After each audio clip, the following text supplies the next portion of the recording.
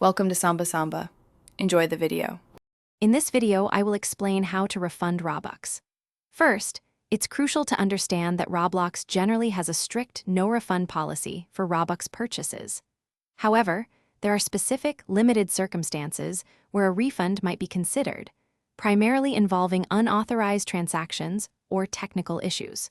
We'll walk through the official channels and best practices to follow if you believe you qualify for a refund, ensuring you have all the necessary information. 1.5.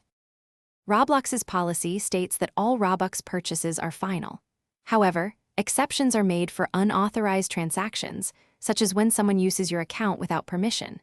If you encounter a technical issue where purchased content was not delivered, you might also be eligible. It's important to note that simply changing your mind or making an accidental purchase generally does not qualify for a refund, so always double-check before confirming. 1.5. To request a refund, your first step is to contact Roblox support directly through their official website. Navigate to the Contact Us section and select the appropriate category for billing or purchase issues.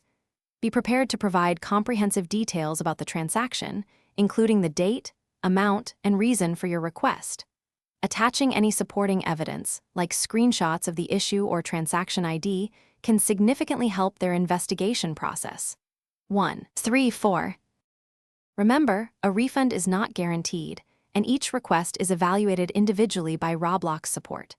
To prevent future issues, consider enabling parental controls or two-step verification on your account. If your issue stems from an account compromise, report it immediately.